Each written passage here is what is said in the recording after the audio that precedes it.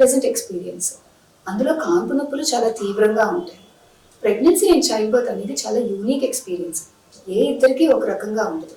చాలా మందికి normal delivery చేయించుకోవాలని ఉంటుంది, కానీ ఈ సోషల్ మీడియా కానీ ఫ్యామిలీ ఫ్రెండ్స్ అలానే మూవీస్లో లేబర్ అనేది చాలా పెయిన్ఫుల్ ప్రాసెస్గా చూపించడం వల్ల సిజేరియన్ అన్న ఆప్ట్ చేస్తారు, లేదా నార్మల్ డెలివరీకి ట్రై చేస్తూ మధ్యలో గివప్ చేసేసి అలానే ముందు పుష్ చేయడం వల్ల మదర్ డిస్ట్రెస్లోకి వెళ్ళిపోయి బేబీ డిస్ట్రెస్లోకి వెళ్ళిపోయి కొన్నిసార్లు సిజేరియన్ అవసరం పడుతుంది. సో మీకు ఈ పెయిన్లెస్ డెలివరీ అనేది మెడిసిన్స్ అలానే మెడికల్ ప్రొసీజర్సే కాదండి, వి అట్ ఆస్టర్ రమేష్ హాస్పిటల్స్ ఒక హాలిస్టిక్ అప్రోచ్ తోటి మిమ్మల్ని బర్త్ ప్రిపేర్ చేసి ఈ పెయిన్ అనే పర్సెప్షన్ ఎలా తగ్గించుకోవాలి, ప్రెగ్నెన్సీ టైంలో లేబర్ అంటే ఏంటి, ఎన్ని స్టేజెస్ ఉంటాయి, ఏం ఎక్స్పెక్ట్ చేయాలి, ఆ టైంలో ఎలాంటి ఎక్సర్సైజెస్ చేయడం వల్ల మీకు నొప్పి అనే పర్సెప్షన్ తగ్గుతుంది అనేది ఎడ్యుకేట్ చేస్తాం.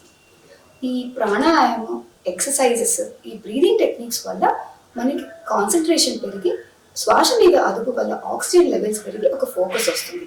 అలాగే ఎక్సర్సైజ్ చేయడం వల్ల బేబీ కొంచెం కిందికి డ్రాప్ అయ్యి ఈజీగా నార్మల్ డెలివరీ అయ్యే ఛాన్సెస్ ఉంటుంది.